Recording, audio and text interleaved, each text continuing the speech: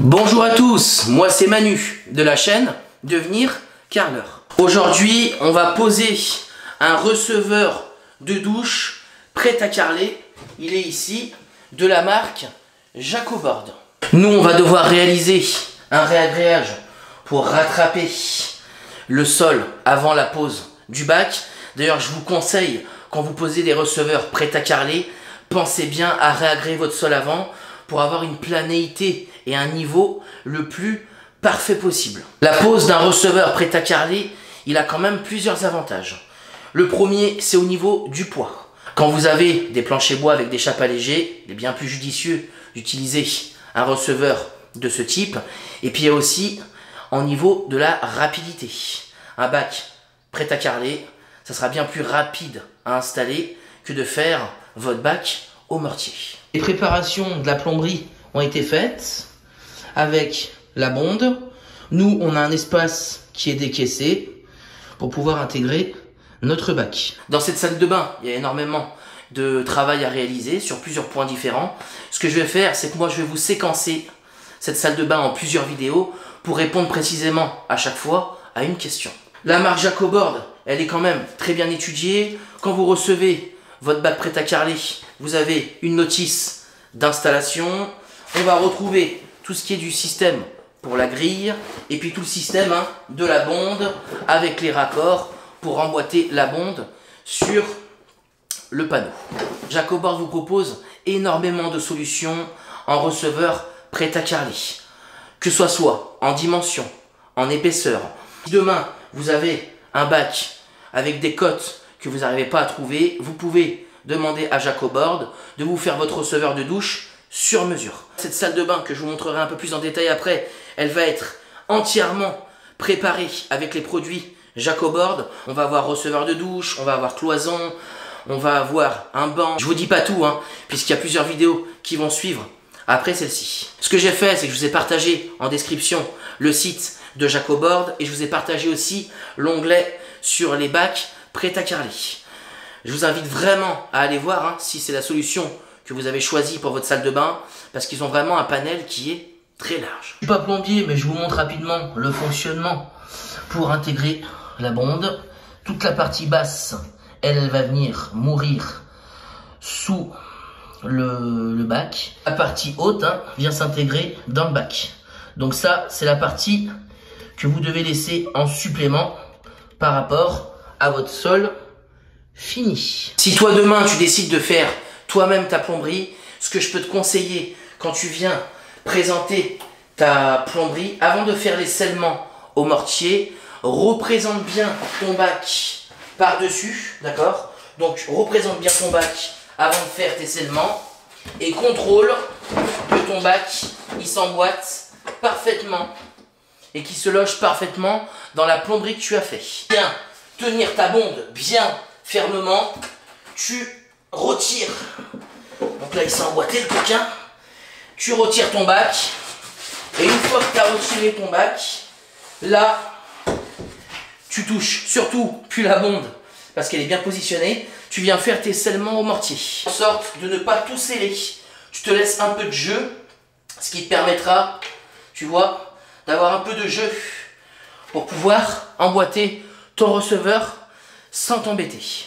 Première étape de la préparation, coup d'aspirateur de partout pour enlever le restant de poussière, une passe de primaire d'accrochage et après on réalise le réagréage. Le but, ça va être de remplir tous les petits défauts qui sont présents sur la réservation et d'avoir un sol qui soit le plus plan et le plus de niveau possible. Avant de mettre le primaire et le réagréage, placer un carton tout autour, tu vois, comme ceci, hop, voilà, je vais faire ça d'un côté, hop, donc tu me la rentres, tac, je fais ça d'un côté, et je fais pareil de l'autre, et je fais bien la remonter par-dessus, là, tu vois, après je mettrai un morceau de scotch. Je te montre de plus près, tu vois, j'ai emprisonné toute la partie qui n'avait pas été scellée au mortier. Comme ça permettra au réagréage de ne pas venir me sceller cette partie. Elle sera toujours, une fois enlevée, souple, avec un peu de jeu. Moi, j'ai mis du poids pour éviter que, quand le réagréage va l'entourer, avec la force, fasse remonter le carton. J'ai passé la passe de primaire grossièrement à l'éponge. C'est du primaire universel pour favoriser l'accroche. Là, on a à peu près entre 1 cm et 1,5 cm à rattraper pour être plan et de niveau pour le bac. Attention, quand vous faites le choix de votre réagréage, qu'il soit adapté pour monter en assez forte épaisseur. Là, l'avantage de faire un réagréage sur cette surface, c'est qu'on a tout de suite les 4 côtés. Donc, le réagréage va être parfaitement auto-nivelant. C'est comme quand on met de l'eau dans un verre, l'eau va tout de suite s'auto-niveler. C'est pas le cas quand on fait un réagréage sur une grande surface. Tant que le réagréage n'a pas touché les 4 murs, il n'est pas parfaitement auto-nivelant. Il y a une vidéo qui arrivera sur la préparation et la réalisation d'un réagréage. Si je peux te donner déjà 2 conseils, c'est toujours faire ton réagréage avec un seau doseur, donc toujours doser ton eau parfaitement et toujours mettre un sac entier avec le volume d'eau. Et si je peux te donner un deuxième conseil, brasse toujours 2 sacs par 2 sacs. Moins tu feras de reprises, plus ton réagréage sera parfait. Pour la petite surface qu'on a, tu vois, j'ai pris la poubelle, bien évidemment il faut des grands contenants, et je vais préparer mon réagréage juste à côté de mon bac. Comme ça j'aurai juste à basculer la poubelle et je pourrai le réaliser sans me fatiguer. J'ai mis mes 2 volumes d'eau parfaitement dosés. Je rajoute ma poudre. Une fois que tu l'as bien mélangé, tu le laisses reposer, tu vois. Tu vas avoir des petites bulles qui remontent. Tu le laisses reposer 1 minute. Tu remets un petit coup et après on verse. Le produit est prêt. On s'angoisse pas. On prend, on verse. Et après on va venir l'étaler pour le pousser. Hop. Là on va aider le réagréage à aller de partout. Le but, c'est juste de recouvrir tous les petits défauts de la dalle. Tu vois, tu l'aides bien. T'en mets bien de partout. Voilà. Super. Continue, moi j'y fais au peigne. Personnellement. Voilà. On remplit tous les défauts. On surface. Voilà. Nickel. Là, étant donné qu'on a les 4 murs, que le réagréage a tout de suite touché les 4 murs, il est parfaitement auto-nivelant. Donc, il n'y a pas besoin de le travailler plus. Pour ceux qui veulent passer le débuleur, vous pouvez. Moi, personnellement, quand mon réagréage va être carrelé et pas rester nu, je passe jamais le débuleur. Pour ma réserve de hauteur, j'ai pas trop d'angoisse. Moi, mon bac fait 3,5 cm. Donc là, tu vois, je peux contrôler. Si je touche avec mon mètre, je suis bien à 3,5 cm. La seule contrainte que j'avais en hauteur, c'était de bien respecter la hauteur du positionnement de ma bonde. Mais ma bonde, elle a un petit peu de jeu. Et comme je t'ai montré tout à l'heure, il y a le collier. Elle peut remonter légèrement. Donc on n'est pas au millimètre près. Et après, sur toute l'autre surface de la salle de bain que tu vois au sol, ici, tout va être re-ragréé. Donc je pouvais me tenir même un peu plus haut sans problème. Le ragréage a bien séché. Je vais enlever la partie en carton pour libérer la bonde et je vais gratter les quelques petites impuretés qui peuvent rester sur le ragréage. J'ai libéré la bonde pour qu'elle puisse retrouver, tu vois, hop, du mouvement pour qu'on puisse la serrer facilement. Et quand j'ai fait le ragréage, je m'étais tenu au point le plus bas. Donc j'ai arasé les irrégularités de la dalle existante. Avec la meuleuse, je viens gommer ces mini affleurements histoire qu'on ne soit pas embêté quand on va poser le bac. Après, nous, on va en coller le sol et on va en coller le bac. Donc, on va avoir facile, une fois batté le bac, on aura au moins 3 mm de colle en dessous.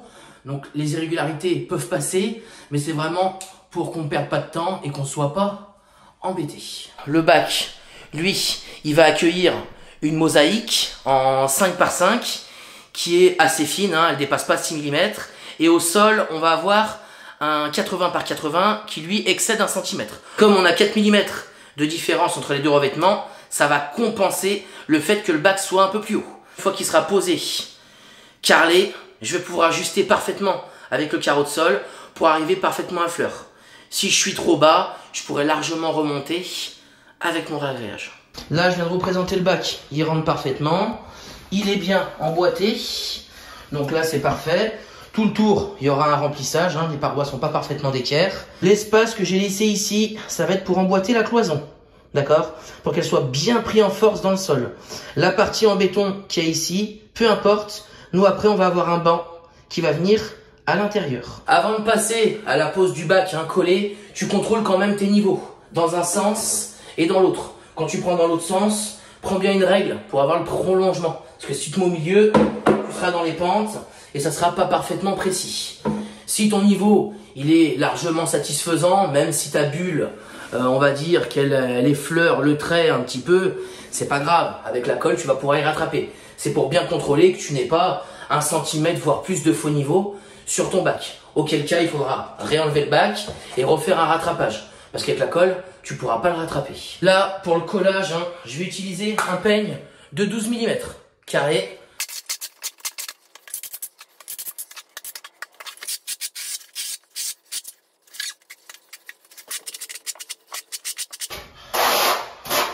Quand t'encolles ton receveur prêt à carreler, ne me bourre pas de colle sur la collerette. Parce que le problème, c'est que quand tu vas l'enfoncer, la colle va se mettre entre le joint et ta bonde et tu pourras plus jamais l'emboîter. Donc laisse-toi bien une ligne de vie. On est parti, on le met en place. Bien évidemment, quand tu le poses, bah, tu ne trompes pas de sens. Parce qu'après, pour le relever, ça va être compliqué. Le fait d'encoller les deux côtés, bah, il est bien plus lourd. Donc là, tu le présentes comme ça. Voilà. Et tu me l'envoies tout de suite dans la collerette. C'est le plus important. Là, il est bien emboîté, collé. Maintenant, ce qu'on va venir, c'est qu'on va venir faire la jonction entre les deux, tu vois. Bien lier les deux parties. Donc pour ça, on met la collerette à l'intérieur. Tu prends ta clé et tu me le serres à fond pour bien solidariser la bonde avec ton bac. Hop là. Et tu me le serres bien fort. Et là, tu vois, c'est nickel. Quand tu poses un bac, c'est quand même préconisé de le battre.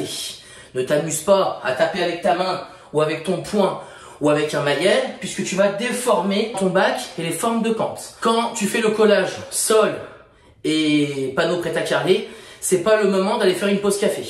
Parce que le mortier-colle tire très vite sur le ragréage et tire très vite sur le panneau prêt à carreler. Donc il faut vraiment que l'opération elle soit faite en même temps. Tu encolles ton sol, tu encolles ton bac, tu le poses et tu le battes directement derrière. L'avantage de faire un double encollage, c'est que ton bac, il a aucun mouvement une fois qu'il est posé. Il est bien solidaire. Et après, tu peux le battre, tu vois, comme ça, dans le sens des pentes. D'accord? Donc tu viens faire tout le tour et tu le battes. Tout le tour dans le sens de la pente, tu vois, comme ceci. Dernière étape, on contrôle le niveau dans les deux sens. Donc là, tu vois, j'ai bien mis la règle pour avoir le prolongement. On voit bien la forme de pente. Et là, tu vois, hop, on est nickel. On fait le même contrôle, on voit bien la pente en dessous, dans l'autre sens. Donc là, c'est bon, on est de niveau. Si tu vois qu'il y a un moment, tu n'es pas parfaitement de niveau, tu peux prendre ta règle, je dis bien ta règle, en entière, d'accord? Et tu viens battre les parties où tu dois descendre. Maintenant, on va laisser le bac sécher. On va juste faire le remplissage entre le mur. Dernier point très important quand tu travailles sur un bac prêt à carreler. Donc là, tu vois, j'ai fait le remplissage tout le tour. Si ton amplitude de bras, elle n'est pas assez grande, ne pose surtout pas tes genoux sur la surface tant qu'il ne sera pas carrelé. Parce que sinon, voilà ce qui va se passer. Je te montre. Tu vas faire des bosses, tout simplement. Et si tu as des chaussures de sécurité, ne pose pas la pointe du pied sur ton bac. C'est pareil, tu vas faire des bosses. Prends une chute comme celle-ci, d'accord? Tu te la mets sur les bords, toujours bien sur les bords. C'est sur les bords en général que c'est bien assez plat. Si tu mets au milieu, tu vas être dans les pentes, ça va pas aller. Et là, tu peux poser tes genoux après, directement, hop, sur ta cale. Ça te préservera l'intégralité de ton bac. Tout a bien séché, on va pouvoir passer à la dernière étape pour le receveur prêt à carreler. On va réaliser tout ce qui est bande d'angle et bande droite. Les fameuses bandes. Je vois beaucoup de personnes encore aujourd'hui qui collent ces fameuses bandes au mortier-colle standard. Le mortier-colle, il a un taux d'absorption à l'eau qui est très élevé. Il vaut mieux utiliser les kits qui sont vendus par Jacobord hein, pour leur bac. Donc ils appellent ça un kit d'étanchéité. À l'intérieur de ce kit d'étanchéité, on va retrouver un mortier bicomposant hein, avec le composant A et B qu'on doit mélanger en intégralité. Et c'est avec ça qu'on va se servir pour coller nos bandes. C'est très important de bien suivre les prescriptions techniques de la marque que vous utilisez. Si vous prenez des libertés sur les étapes à suivre et que demain vous avez un souci, la marque elle ne pourra pas vous couvrir. Et on va mettre en place toutes les bandes. Bien évidemment, comme d'habitude, on ne s'appuie pas directement sur le bac. Les bandes, il n'y a rien de sorcier, hein. Ça se découpe avec un ciseau, tout simplement. Tu essayes de couper le plus droit possible pour garder un champ toujours bien propre. J'ai découpé toutes les bandes, on va pouvoir les coller. Pour la préparation du produit, ne te lance pas dans des calculs d'apothicaire. Mélange l'intégralité des deux doses. En général, quand on commence à diviser les doses, c'est là qu'on a un produit qui perd en résistance. Donc tu me mélanges les deux et l'excédent, tu le jetteras.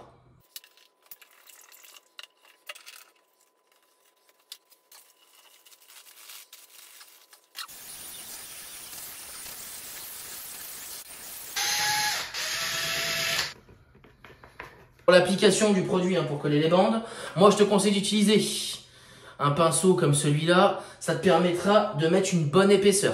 C'est recommandé de déposer 1,5 mm et après de faire le lissage tout simplement avec une spatule. N'hésite pas à repasser un petit coup de spatule dans tous les angles. Si tu n'as pas parfaitement dressé ta colle et que tu as des petites surépaisseurs, on va manipuler un produit bicomposant. Je te conseille de mettre des gants. On va commencer par les angles.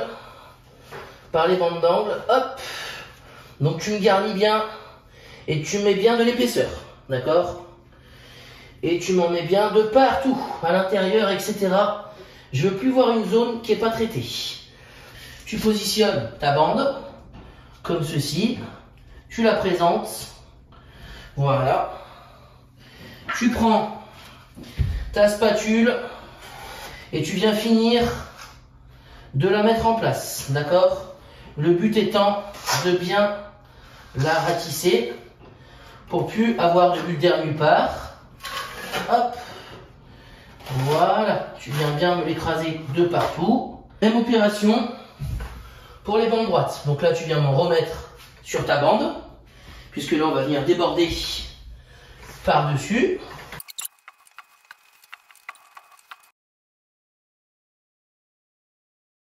N'essaye pas de me recouvrir les bandes tout de suite. En premier, tu me colles tout le tour. Cette partie que tu vois au milieu, la partie renforcée, elle va venir à moitié sur ton mur, d'accord? Et l'autre sur le sol. Ah, tu as deux options. Soit tu prends une spatule avec un peigne et tu viens me ratisser le haut et le bas, ou tu utilises tout simplement ton pinceau de tout à l'heure et tu me rebadigeonnes bien et tu me le lisses bien. Pour le sens des bandes, tu as vu, en premier les bandes d'angle, après les bandes droites, et en dernier, je ferai les bandes sur les murs.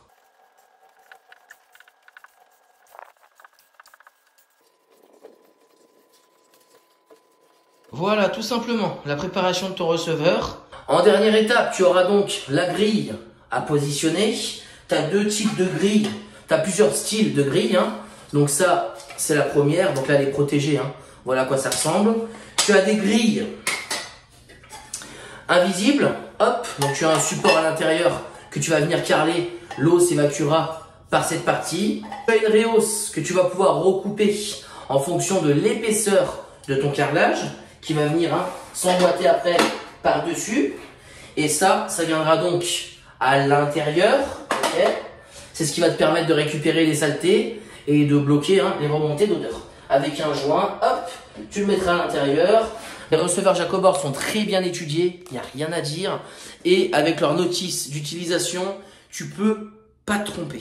Je t'ai mis en description le site de Jacobord, je t'ai mis les produits que j'ai utilisés. Et n'hésite pas à aller voir ces produits si tu as un futur projet de salle de bain avec un receveur carrelé. Je compte sur vous pour bombarder de likes, partager un maximum cette vidéo pour toutes les personnes qui se lancent. Et moi je vous dis à très vite pour une nouvelle vidéo.